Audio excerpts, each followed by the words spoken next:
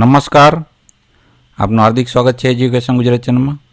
આજે આપણે ધોરણ 7માના ગુજરાતી વિષયનો બીજો પાઠ ગુપ્તદાન, જેમના લેખક છે પીતાંબર પટેલ, જેમના સ્વાધ્યાય પોથીનું આપણે સંપૂર્ણ સોલ્યુશન વિડીયો માધ્યમ શીખવાનું છે. ચેનલ પર નવા આવ્યો ચેનલ સબસ્ક્રાઈબ કરો, વિડીયો ગમે લાઈક શેર કરી દો. પહેલો પ્રશ્ન છે, નીચેના દરેક પ્રશ્નના ઉત્તર માટે આપેલા વિકલ્પમાંથી સાચો વિકલ્પ શોધી તેનો ક્રમ અક્ષર પ્રશ્ન સામે પેલા બોક્સમાં લખો. પહેલો પ્રશ્ન, ગંગાપુરમાં ડૉક્ટરોની નિમણૂક થતાં તેમનો ઉત્સાહ શા માટે ઓસરી ગયો હતો? તો કારણ કે તેમને અહીં કાળા પાણીની સજા લાગતી હતી તેથી. બીજો પ્રશ્ન, ડૉક્ટરે કોની જેમ માત્ર સેવાનો ખ્યાલ આવ્યો? તો મશીનરીની જેમ. ત્રીજો પ્રશ્ન, ડૉક્ટરને ઈશ્વરનો સંકેત શામાં દેખાયો? તો પોતે છેવાડાના ગામમાં નિમાયા તેથી. ચોથો પ્રશ્ન, સરકારી દવાખાનું ક્યાં શરૂ કરવાનું હતું? તો ગામ ચોરાની ઓરડીમાં. પાંચમો પ્રશ્ન, દવાખાનામાં લોકોનો જબરો ઘસારો હતો કારણ કે આજુબાજુમાં ગામોમાંથી લોકો આવતા હતા. છઠ્ઠો પ્રશ્ન, ડૉક્ટરને થાક લાગતો નહોતો, કંટાળો આવતો નહોતો કારણ કે તેઓ સેવા કરવાની અમૂલ્ય તક જતી કરવા નહોતા માગતા. સાતમો પ્રશ્ન, ડૉક્ટરને ભીખા શેઠનું વર્તન કેવું લાગ્યું? અકળ. આઠમો પ્રશ્ન, ભીખા શેઠના ઘરમાં ખાનારા કેટલા હતા? તથા શેઠ શેઠાણી ને દીકરો. બીજો પ્રશ્ન, કૌંસમાંથી યોગ્ય શબ્દ પસંદ કરી ખાલી જગ્યા પૂરો. પેલું, નદીઓમાં પાણી ઓસરી જાય ત્યારે ગાડું ચાલી શકે. બીજું, છાપું ન વાંચીએ ત્યાં સુધી શી ખબર પડે બહાર શું ચાલી રહ્યું છે? ત્રીજી ખાલી, સેવા કરવા માટે આથી વધારે સારું સ્થળ ક્યાં જડે? ચોથું, દવા લેવા લોકોના ભારે ઘસારો થતો હતો. પાંચમું, પણ આમાં એક શરત છે. છઠ્ઠું, હું જેને કંજૂસ કહી નિંદતો હતો તે શેઠ ગુપ્તદાન કરતા હતા. સાતમું, મારા પસ્તાવાનો પાર ન રહ્યો. આઠમું, ખરું જોતા તો જે લોકોને છે તે તેમને પાછું આપું છું. ત્રીજો પ્રશ્ન, આપેલા વાક્યો ખરા છે ખોટા તે જણાવો. પેલું, ભીખા શેઠ કંજૂસ હતા, વિધાન ખોટું છે. બીજું, ડૉક્ટરને લાગતું કે એમને શેઠને અન્યાય કર્યો છે, ખરું વિધાન છે. ત્રીજું, ભીખા શેઠ ડૉક્ટરને ફાળામાં એક પણ રૂપિયો ન આપ્યો, વિધાન ખોટું છે. ચોથું, શેઠાણી પણ શેઠને કંજૂસ જ માનતા હતા, વિધાન ખરું છે. પાંચમું, ડૉક્ટરને ગામમાં બધી જ સગવડ મળી રહી હતી, વિધાન ખોટું છે.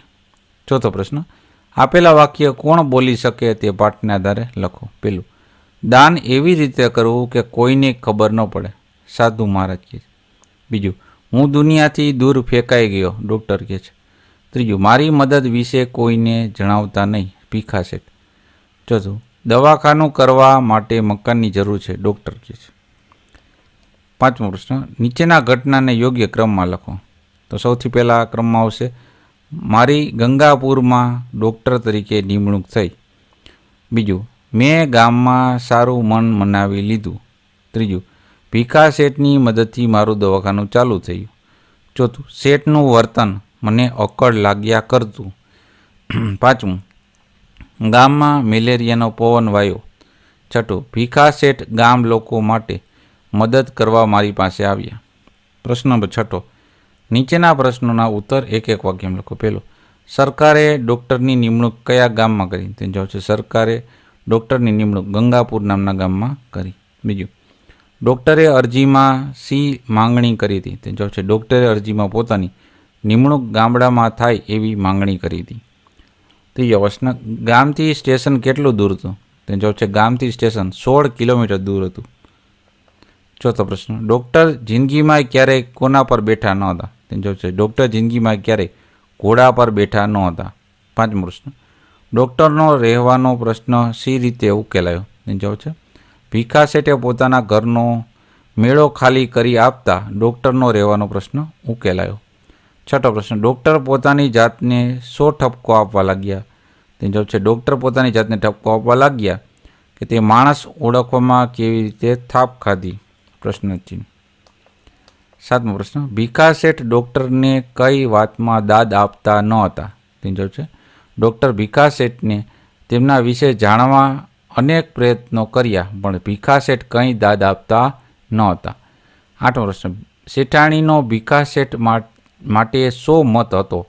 તેનો જવાબ છે શેઠાણી ભીખા શેઠ માટે પોતાનો મત આપતા કહે છે કે તમારી પાસે ધન છે તો કંઈક નામના કરો, પુણ્ય દાન કરો, સદમાર્ગે વાપરો, એમ કહે છે. 9મો પ્રશ્ન, ભીખા શેઠને એક સાધુ શું કહ્યું હતું? તેનો જવાબ છે ભીખા શેઠે તેને સાધુને કહ્યું હતું તે તું જો જમણા હાથે દાન આપતો તારો ડાબો હાથ પણ ન જાણે એમ આપજે. 10મો પ્રશ્ન, ભીખા શેઠે 100 રૂપિયાની નોટો ડૉક્ટરના હાથમાં મૂકી શી શરત કરી? તેનો ભીખા શેઠે 100 રૂપિયાની નોટો ડૉક્ટરના હાથમાં મૂકીને કોઈને પણ આ મદદની જાણ ન કરવા અંગે શરત કરી. 7મો પ્રશ્ન, નીચેના પ્રશ્નોના ઉત્તર 2-3 વાક્યમાં લખો. પહેલું, 16 કિલોમીટર કાપતા ડૉક્ટરનો દમ સાથી નીકળી ગયો. તેનો જવાબ છે ગામ સ્ટેશનથી 16 કિલોમીટર દૂર હતું. રસ્તો નદી નાળાવાળો હતો. ગામમાં જવા મોટર બસ કે ગાડાની કશી સગવડ નહોતી. ઘોડા ઉપર સામાન મૂકીને પહેલીવાર ડૉક્ટર મુસાફરી કરી તેથી તેમનો દમ નીકળી ગયો. બીજો પ્રશ્ન, ડૉક્ટર પોતે દુનિયાથી દૂર ફેંકાઈ ગયા છે એવું સાથી લાગ્યું. તેનો જવાબ છે ગામમાં વાહન વ્યવહારની અગવડ હતી. એમ ટપાલની પણ મુશ્કેલી હતી. ટપાલ અઠવાડિયામાં 3 દિવસ આવે.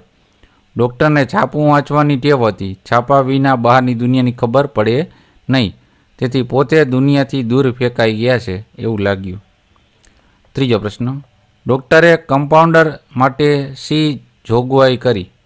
જો છે ડૉક્ટરે કમ્પાઉન્ડર માટે માંગણી કરી પણ જવાબ મળ્યો કે ગામડામાં કોઈ કમ્પાઉન્ડર આવવા તૈયાર નથી. ગામડામાંથી જ તેની નિમણૂક કરવી. તેથી ડૉક્ટરે શંકર નામના એક નવજુવાનને રોકી લીધો. ચોથો પ્રશ્ન, ડૉક્ટરને ભીખા શેઠમાં શામાં કરકસર કરતા કંજુસાઈ લાગી? તો જવાબ છે ડૉક્ટરે ક્યારેય ભીખા શેઠના શરીરે સારું લુગડું પહેર્યું જોયું નહોતું. તેઓ થાગડતી ગળવાળું ધોતિયું ને એવો જ જબ્બો પહેરતા. જોડા પણ જૂના સાચવી રાખેલા ઘસાઈ ગયેલા પહેરતા. આથી ડૉક્ટરને એમના કરકસર કરતા કંજુસાઈ લાગી. 5મો પ્રશ્ન, ડૉક્ટરે શો પુણ્ય પ્રકોપ ઠાલવ્યો? જવાબ છે ગામ લોકો ભેગા તો થયા પણ ડૉક્ટરે દવા માટે મદદ કરવાનું કહેતા એકબીજા સામે જોઈને વિખેરાઈ ગયા. તો પુણ્ય પ્રકોપ ઠાલવતા ડૉક્ટરને થયું કે આવા આગેવાનો જે લોકોના ભલા માટે પાઈ ન ખર્ચે એમને દવા તો ન જ આપવી જોઈએ પણ એમને લૂંટી લેવા જોઈએ. 8મો પ્રશ્ન, નીચેના પ્રશ્નોના ઉત્તર 4-5 વાક્યમાં લખો. પહેલું, ડૉક્ટરે પોતાની નિમણૂક કાળા પાણીની સજા જેવી કેમ લાગી? તે જો છે ડૉક્ટરની જે ગામમાં નિમણૂક થઈ તે ગામ સ્ટેશનથી 16 કિલોમીટર દૂર હતું. ત્યાં ન મળે બસ કે ન મળે ગાડું. નદી નાળાવાળો રસ્તો. ઘોડા પર સામાન મૂકી આવજાવ કરવી પડે. ટપાલની તકલીફ અઠવાડિયામાં 3 દિવસ આવે. તેથી ડૉક્ટરને પોતાની નિમણૂક કાળા પાણીની સજા જેવી લાગી. બીજો પ્રશ્ન, ડૉક્ટરે ઈશ્વરનો સંકેત શામાં જોયો અને સાથી? તે જો છે ડૉક્ટરે પોતાની નિમણૂક છેવાડાના ગામમાં થઈ. એમાં ઈશ્વરનો સંકેત જોયો. એમને થયું કે જ્યાં ટપાલ કે વાહન વ્યવહારની સુવિધા ન હોય ત્યાં દવાની સુવિધા કેવી રીતે હોય. લોકોને દવા માટે દૂર જવું પડતું. ચોમાસામાં તો ભારે મુશ્કેલી પડતી. આમ જેમને વધુમાં વધુ સેવાની જરૂર છે એવા લોકો વચ્ચે ઈશ્વર પોતાને મૂક્યા છે એનો આનંદ થયો. ત્રીજો પ્રશ્ન, ડૉક્ટરને ભીખા શેઠનું વર્તન કેમ અકળ લાગ્યા કરતું હતું? જોજો ભીખા શેઠ દુકાનદાર હતા. ધીરધારનો ધંધો કરતા હતા. એમની પાસે ખાસી મૂડી હતી. ગામમાં પ્રતિષ્ઠિત હતા. પણ સ્ટેશને જાય તો 16 કિલોમીટર ચાલીને જાય. ઉનાળાને સખત ગરમી હોય, ગાડા ચાલતા હોય તોય તડકામાં ચાલી નાખે. સામાન માટે મજૂરી કરી લે પણ ગાડામાં ન બેસે. તેથી ભીખા શેઠનું વર્તન ડૉક્ટરને અકળ લાગતું હતું. ચોથો પ્રશ્ન, ડૉક્ટરે ગામના આગેવાનોને શા માટે ભેગા કર્યા? તે જવાબ છે ગામમાં તેમજ આજુબાજુના ગામોમાં દર વર્ષની જેમ મેલેરિયાનો પવન વાયો. નદી નાળા ભરાઈ ગયેલા. પાણીમાં મચ્છર થવાથી આ બીમારી વધી. સરકારી દવાખાનામાં જે દવાઓ આવતી તે દર્દીઓના પ્રમાણમાં ઓછી હતી. દવાઓ અને ઇન્જેક્શન મંગાવવા ગામ લોકો જો મદદ કરે તો માંગને પહોંચી વળાય. એથી મદદ માટે આગેવાનોને ડૉક્ટરે ભેગા કર્યા હતા. પાંચમો પ્રશ્ન, ડૉક્ટર સાહેબ ભીખા શેઠને કેમ કંજૂસ માની લીધા? તેનો જવાબ છે ભીખા શેઠ દુકાનદાર હતા, ધીરધારનો ધંધો કરતા હતા, ધનવાન હતા, પણ પાઈ માટે મરી જતા હતા. ગામમાં મેલેરિયા ફેલાયો. સરકારી દવાખાનામાં દર્દીઓનો પ્રમાણમાં દવાઓ ઓછી હતી. આથી ડૉક્ટર સાહેબ ગામના આગેવાનોને મદદ માટે ભેગા કર્યા. સૌ એકબીજાની સામે જોઈ વિખેરાઈ ગયા. ત્યારે ભીખા શેઠ પણ કંઈ ન બોલ્યા. તેથી ડૉક્ટર સાહેબે ભીખા શેઠને કંજૂસ માની લીધા.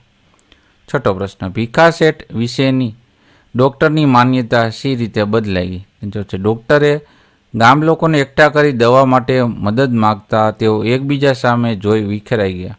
ભીખા શેઠ પણ એ જ વખતે કંઈ ન બોલ્યા. ડૉક્ટરના મનમાં પુણ્ય પ્રકોપ હતો. ત્યાં એક વખત ડૉક્ટર પાસે શેઠ આવ્યા. પોતે કામ આવ્યા છે એમ કહી બેઠા. ડૉક્ટર જેને કંજૂસ માનતા તે ભીખા શેઠ 100 રૂપિયાની નોટો કાઢીને ડૉક્ટરના હાથમાં મૂકી. આ બનાવથી ભીખા શેઠ વિશેની ડૉક્ટરની માન્યતા બદલાઈ ગઈ. સાતમો પ્રશ્ન, ભીખા શેઠ સાદગીથી રહેતા હતા, તેથી તેનું પોતે કયું કારણ આપે છે? જવાબ છે ભીખા શેઠ જીવનમાં સાદગીથી જીવે છે, કરકસર કરે છે. તેનું કારણ આપતા તેઓ કહે છે કે ગરીબાઈમાં સડતા લોકોને જોઈ હું મોજ શોખ સી રીતે કરી શકું. તેમને શરીર ઢાંકવા ગાભ હોય ન હોય ત્યાં હું નવા લુગડા સી રીતે પહેરું. જેને ખાવાનું ન મળતું હોય ત્યાં હું ગળ્યું કઈ રીતે ખાવા બેસું. આવું સાદગી જીવન. આઠમો પ્રશ્ન, ભીખા શેઠ કોને મિથ્યા મોહ માનતા હતા? જમણા હાથે કરેલા દાનની ડાબા હાથને ખબર પડવી ન જોઈએ એવું એક સાધુએ ભીખા શેઠને કહેલું. એટલે જ્યારે શેઠાણીએ એમને કંઈ નામના કરવાનું કહ્યું ત્યારે ભીખા શેઠે એમ કરવામાં મિથ્યા મોહ જ લાગેલો. નવમો પ્રશ્ન, આ એકમમાં તમને સૌથી વધુ કયું પાત્ર ગમ્યું? કેમ? આ એકમમાં મને ભીખા શેઠનું પાત્ર ગમ્યું. ભીખા શેઠ કરકસરિયા છે, સાદગીથી જીવે છે, કંજૂસ લાગે છે, પણ તેમનું હૃદય કરુણાથી ભરેલું છે. કીર્તિની ક્યારેય ઈચ્છા રાખતી નથી, ગુપ્ત રીતે દાન કરે છે.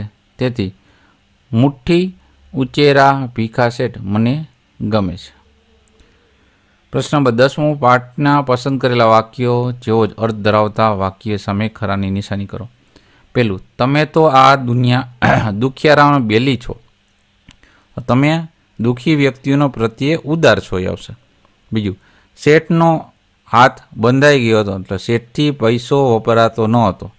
ત્રીજું, ફૂલ નહીં તો ફૂલની પાંખડી આપવા આવ્યો છું, એટલે કે જરૂરિયાત વધુ છે પણ હું મારી શક્તિ પ્રમાણે આપું છું એમ. પ્રશ્ન નંબર 11, કૌંસમાંથી યોગ્ય શબ્દ પસંદ કરી ખાલી જગ્યા પૂરો. પહેલું, ઘરમાં બધી વસ્તુઓ અવ્યવસ્થિત પડી હતી.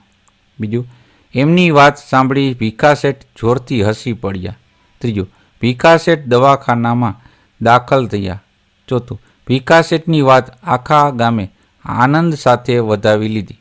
પાંચમું, ગામ લોકો હકારમાં માથું ડોલાવીને સંમતિ આપતા હતા. પ્રશ્ન નંબર 12, ઉદાહરણ મુજબ વાક્ય લખો. પહેલું છે, સૂવા માટે ન મળે ગાદલું ને ન મળે સાદડી. બીજું, મારા મિત્ર સુરેશને ન આવડે ગણિત કે ન આવડે વિજ્ઞાન. ત્રીજું, મારો નાનો ભાઈ પણ ખરો છે, ન પોતે ભણે ન મને ભણવા દે. ત્યારબાદ ફકરામાં જરૂરી સુધારા કરીને ફરીથી ફકરો લખવાનો છે. આ રીતના ફકરો થશે. મારું ગામ નાનકડું છે, મારા ગામનું નામ ચેતનગઢ છે, તે દરિયા કિનારે આવેલ છે. ગયા સપ્તાહે ખૂબ પવન ફૂંકાયો હતો, ઘણા ઝાડ પડી ગયા હતા.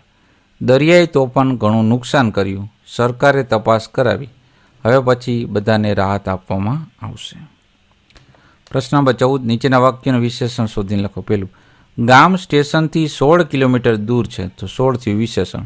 બીજું, તૂટક વાતમાંથી મને જાણવા મળ્યું, એટલે તૂટક થયું વિશેષણ. ત્રીજું, તમે કાલ્પનિક ઘોડા દોડાવો છો, તો કાલ્પનિક થયું વિશેષણ. ચોથું, હરાયું ઢોર પાણી પીવે છે, તો હરાયું થયું વિશેષણ. પાંચમું, મારો ગભરું જીવ રડી પડ્યો, ગભરું થયું વિશેષણ. પાંચમું, તમને જે નીચેની જોડણી છે એ સુધારી લખો. તો પહેલી છે નિમણૂક, આ રીતના લખાશે. પછી કિલોમીટર, દુનિયા, દીકરો અને પરિચિત આવશે.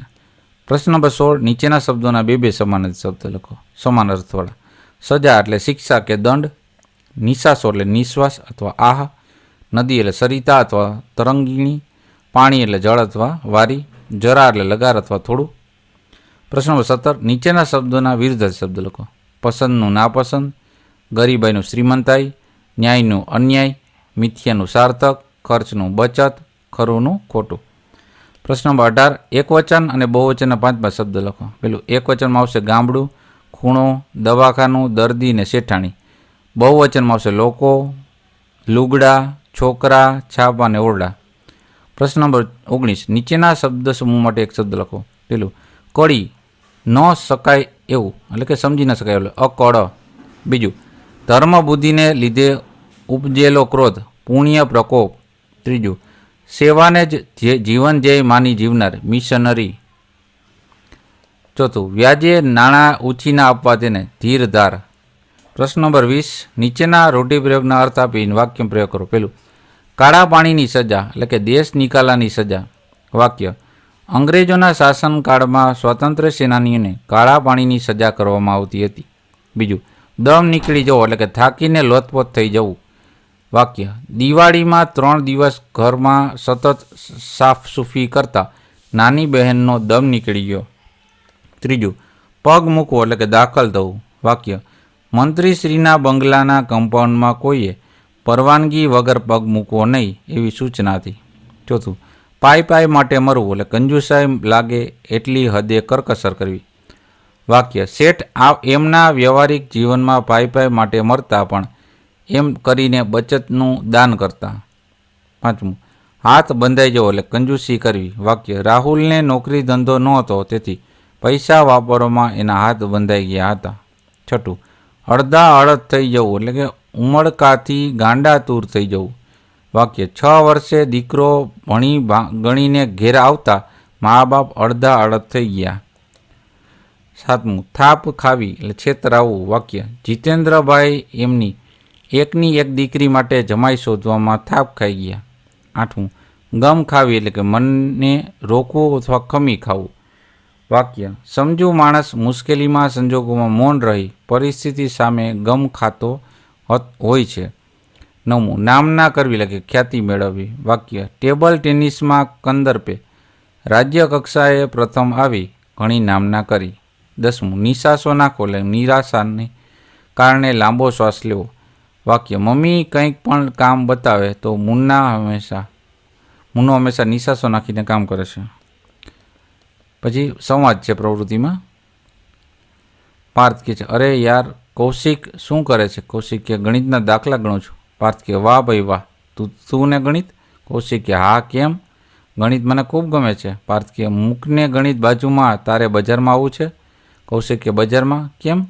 પાર્થ કે અરે મિત્ર મોબાઈલનું ચાર્જર લેવું છે. કૌશિક કે ચાર્જર તો મારે પણ લાવવાનું છે.